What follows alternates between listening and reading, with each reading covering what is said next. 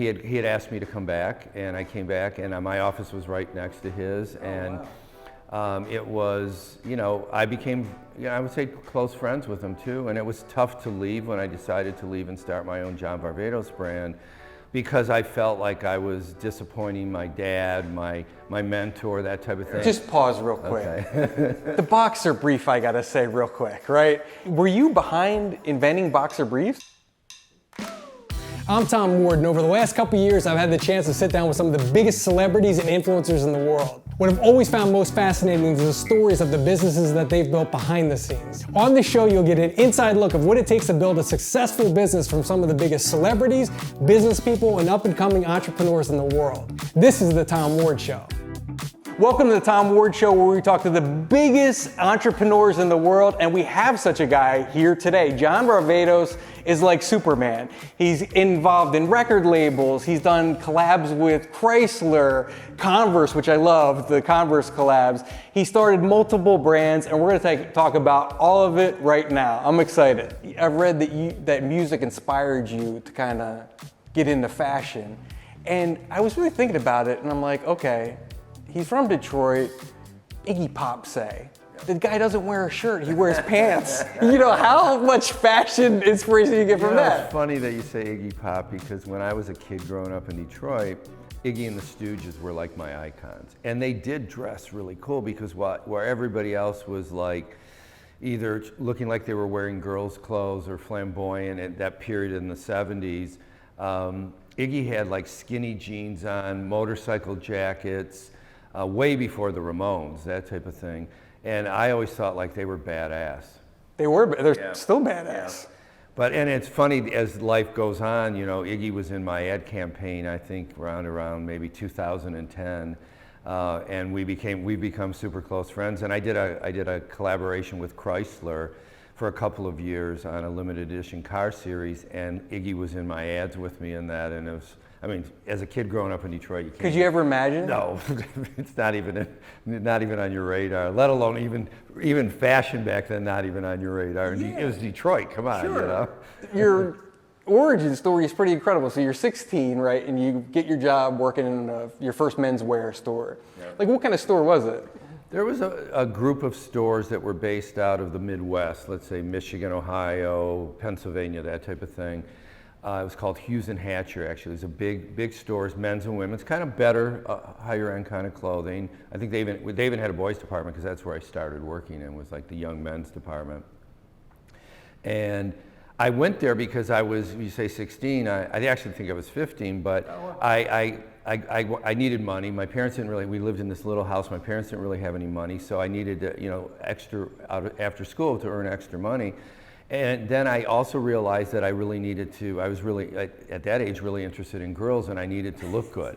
So I figured, what better than going to get a job in a men's store where I can get a discount, I can be around fashion, yeah. Very smart.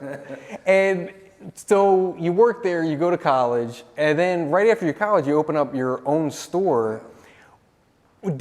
Was at 16 or 15 when you started working there, did you already know, like, this is what I want to do?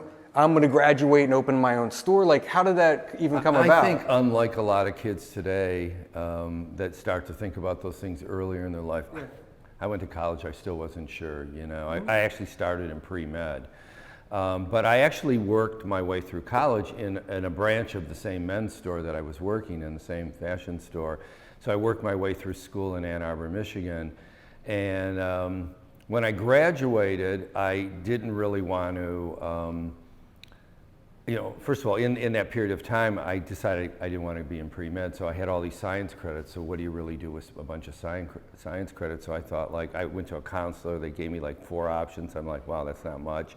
I guess I'm going to be a secondary education teacher in the sciences, which I didn't really ever want to pursue after that, and I was making decent money, much more money than a teacher would make in fashion, selling clothes actually, so I had an opportunity to partner in a new up-and-coming store that was being built in another city in Michigan. It was called Grand Rapids, and I went there, and that's kind of my journey to really being obsessive with. I was already very into clothes, not only working in the store, but following musicians, because musicians intrigued me. Not that I wanted to look exactly like somebody, but I love Keith Richards' scarves and Jimi Hendrix boots and Jimmy Page's jacket and those kind of things. And so I kind of followed all those things.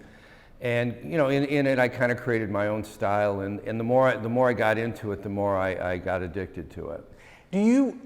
How important is passion when you start a business? Because what you did is much different than me, say, buying a dry cleaner because it has good profit margins. You know, it's two way different kind of things. You know, how important is passion when starting up a business? Yeah, it's a great question. For me, it's everything. You know, it's the thing that gets you through the thick and thin and pushes your organization to the next level. You know, you have to build a team and gets your team motivated. And you know, when people say to me, like, describe yourself in one word, I'll say passionate. You know, it's like everything that I get engaged with, I don't do it unless I'm totally passionate about it. That's beautiful. And do you still have that same attitude now? Collaborations? Oh, yeah, totally. I'm still super passionate about everything. And, you know, lots of things get run by you and people throw ideas. And, you know, you want to be polite to people, but if it's not something that you're really like, you know, you want to get up every morning and eat, drink, breathe, and sleep, then I say, but why do it, you know? Yeah. You know, you started, you know, first of all, when you're at the store still, is that where you put your 10,000 hours in? You know, they always talk about 10,000 hours to learn a skill. I'm still putting my 10,000 hours in. But there you learn, you know, how to work with buyers and how to manage a team and, you know, manage the P&L. For sure, that was definitely a big part of the backbone of it. I would say where I really got my education was in something I call Polo University. I got a job at Ralph Lauren. I went from that store and I got asked to join Ralph Lauren. And what I learned in 1 month at Ralph Lauren, I hadn't learned in the last 5 years before that. So it was a huge education on everything from passion to raising the bar about everything that you do, never settle for anything, staying true to who you are, you know, finding your lane, you know, all of those things, marketing, you know, it really was, and continues to be something that I think back to. Not that I want to ever be Ralph Lauren. I've created my own identity and brands, but I think about the things about being true to myself, and is this something that really resonates not only with me, but the team and then the consumer as well. You know, and you think about, you know, Ralph Lauren, who's done a better job at maintaining a fashion brand for a long time? I mean, that ain't easy to do. No. When I joined him in the 80s, there was nothing like it in the world. There were other designers, very few American ones, mostly kind of women's couture. But there were some of the European designers, but nobody really had, it wasn't about stores. And if you went to a Bloomingdale's, for example, there weren't shop-in-shops back then. Ralph kind of pioneered all that. And you know, creating a look, creating a culture, and creating an aesthetic not only for your stores but for your shop-in-shops that connected with the consumer, making things aspirational. And so those are all things that, you know, are all part of my kind of DNA and soul today, to think about things, because I think that he continues to do and did it the best of anybody in the world. Did you get a chance to work with him directly? Oh, yeah, I did. I worked there in the 80s, and then I came back in 94, I think it was, and I became head of design at Ralph. And he had asked me to come back, and I came back, and my office was right next to his. Wow.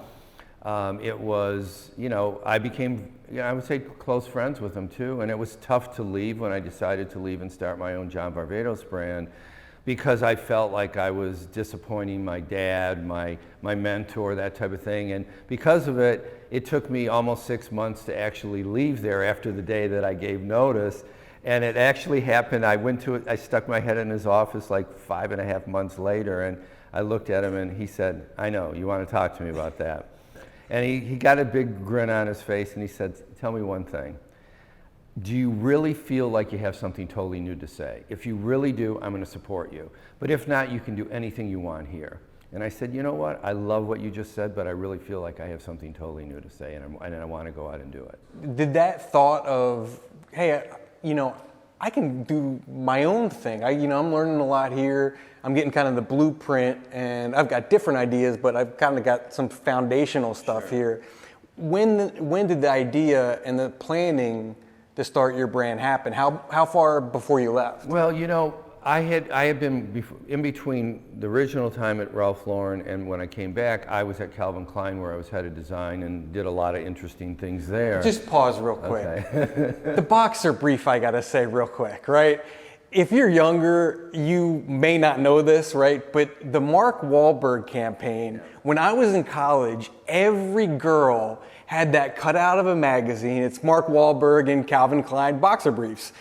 Every one of them had it, you know, taped to their wall. Sure. Were you behind inventing boxer briefs? Yeah, that was an idea that I had, and we worked with the team, and it was something we created, and Calvin got super excited about it. And actually, Mark Wahlberg came to us through David Geffen, suggested that you guys should talk to Mark Wahlberg for this because he was excited, thought you guys are really onto something here.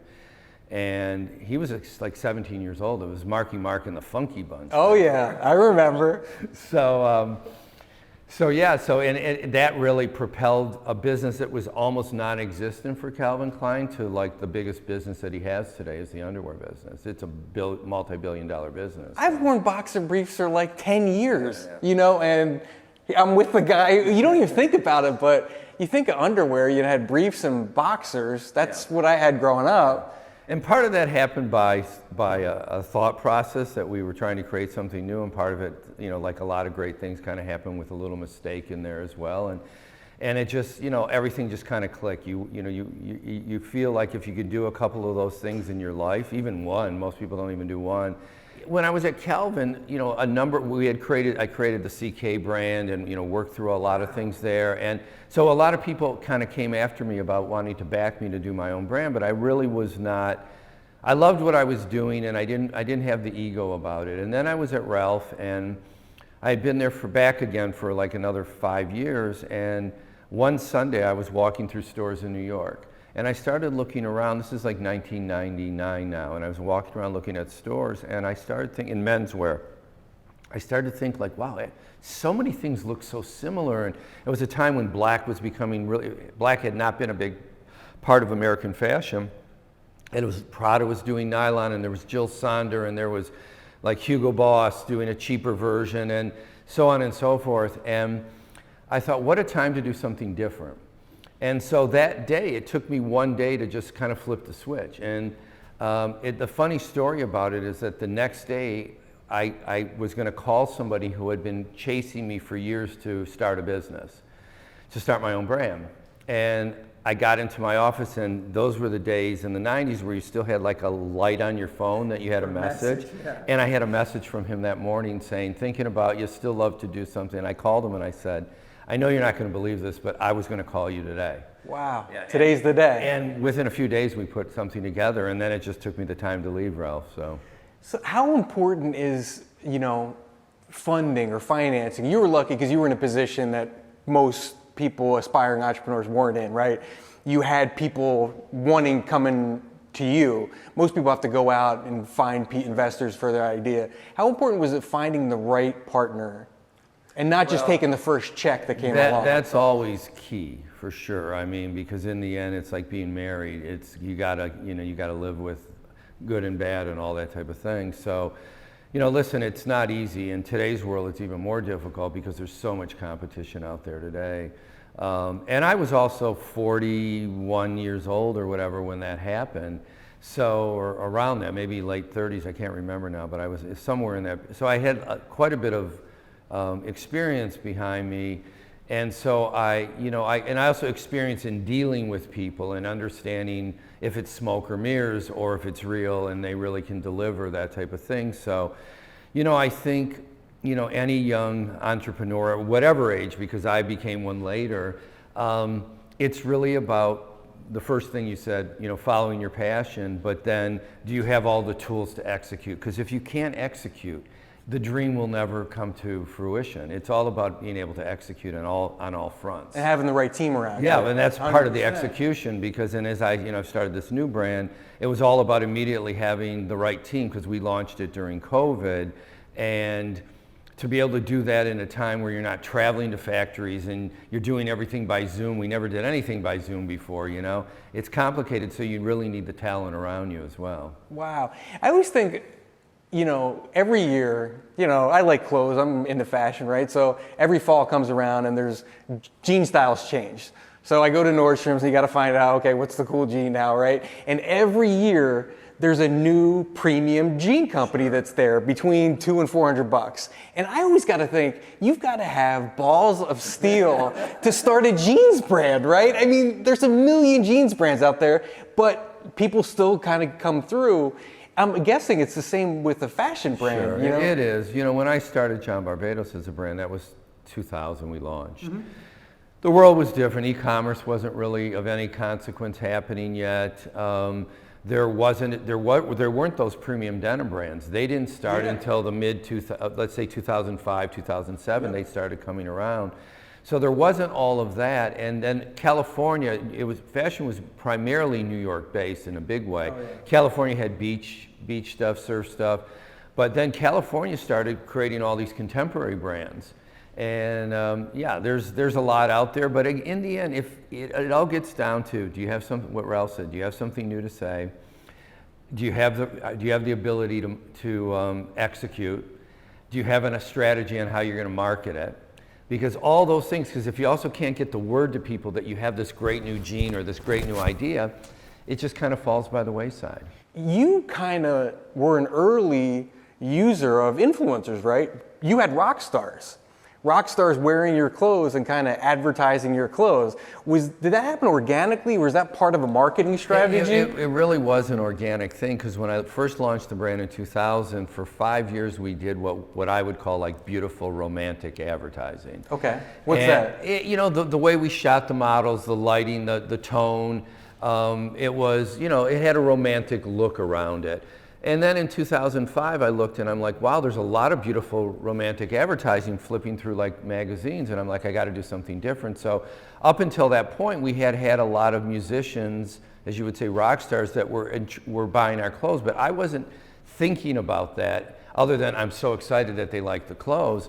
But I had this idea, like, why don't we take iconic musicians and put them in our campaign? And somebody said, well, other people have done that. I'm like, yeah, a one-off here, but no one's really owned it.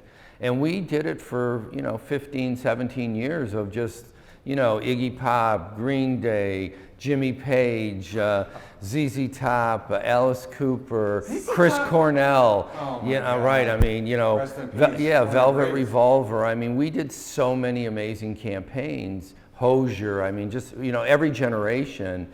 And I didn't think about it as the influencer thing, but now that you say that, it was probably in the back of my mind that these people will touch a lot of. Plus, I'm a fan. That's the biggest thing. I'm a fan. We were talking music before.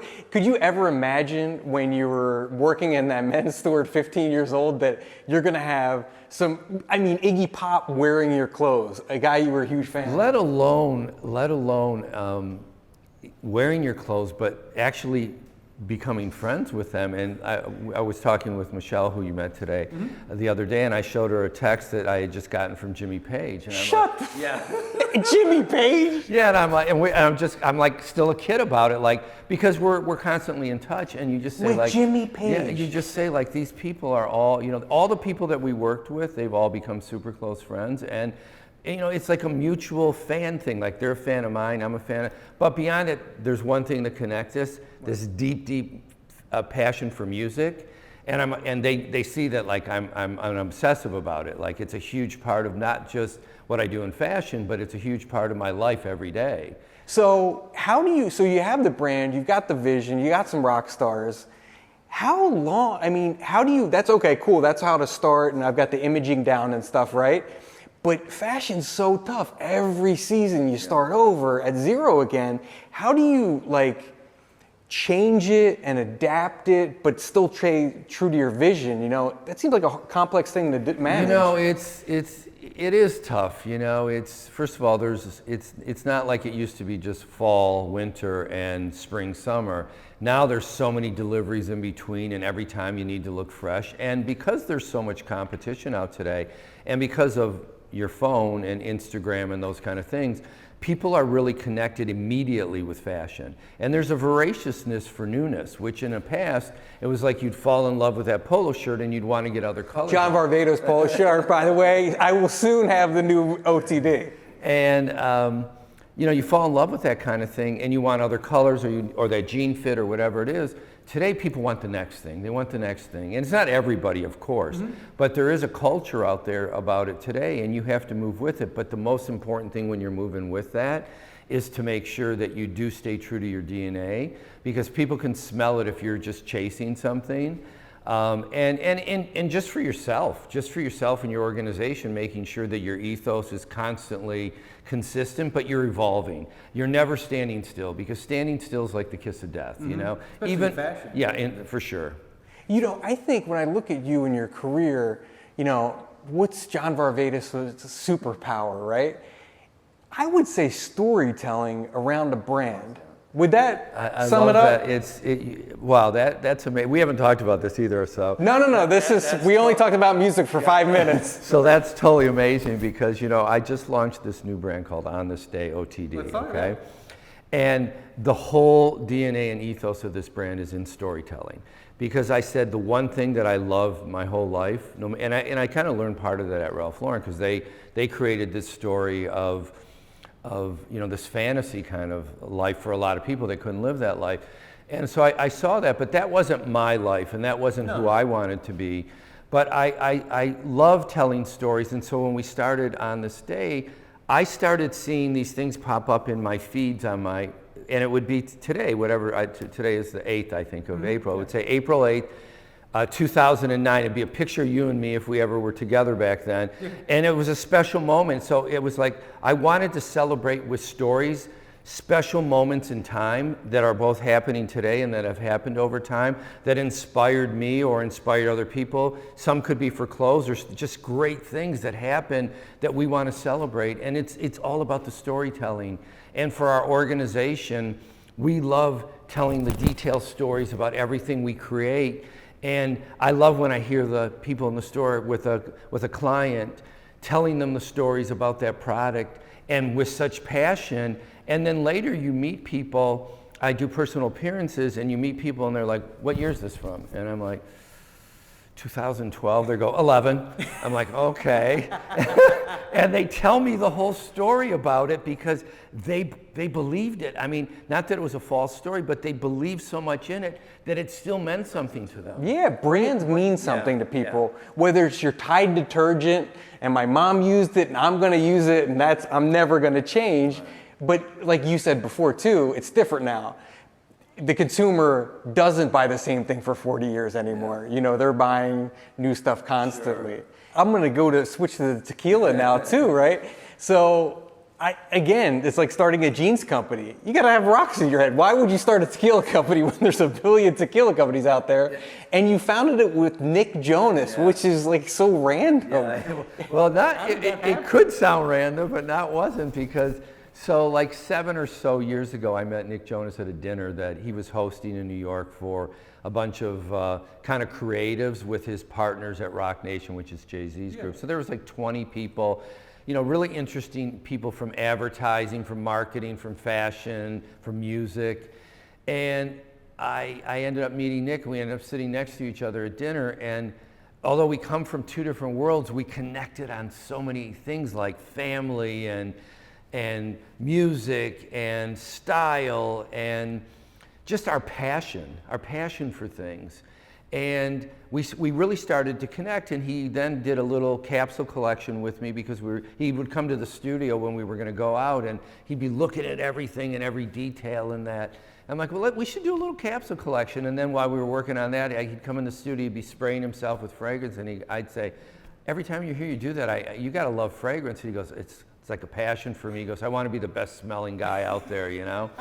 And so we created over 3 years, like 3 fragrances that 2 won the fragrance of the year up against 800 to 1,000 new fragrances. Really? Yeah, amazing. And why we were doing all of that, and starting with that first night at that dinner, we were drinking tequila. Okay. And he told me his story, but I asked him why tequila, and he said, listen, I love the taste. I'm a type 1 diabetic. It's the healthiest spirit that you can drink. And so the more we spend time talking about it and ordering different tequilas, we'd say, like, how come someone has to spend $150 on a bottle of tequila to have something really that they feel is good? Why couldn't we do something best in class? at a much more accessible price. And that's really got us going, and the more we talked about it, and then we had a meeting with the Stoli Group that had just bought bought an artisan distillery down in Jalisco, Mexico, the region of Tequila. And we told them our story about what we wanted to do with, again, storytelling, what we wanted to do with this tequila.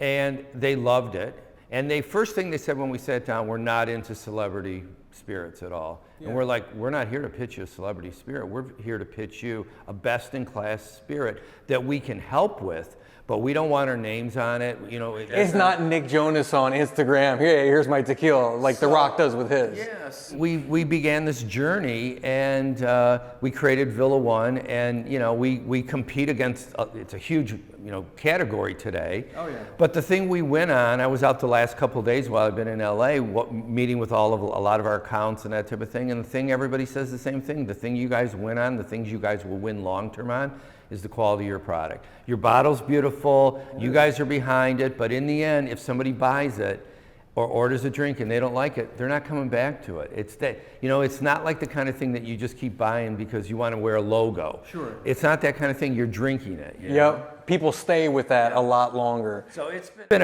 we started it, we launched just before COVID started. Like when I was in LA out here, we had such good meetings, we were launching in all the top restaurants and bars and liquor stores, and 45 days later, as we were delivering the product, everything shut. But we've somehow navigated through it. We're out now again, and things are really moving, and it's very exciting. Where can people get it? Almost every liquor store here. You can search online. If you even go to Villa One, the villaone.com. You can put your zip code in, it will tell you where the liquor stores or bars or restaurants are near where you live. But we're in so many of the top places here in LA. Wow. And around the country. Talk about, because this is the same thing as fashion again, right?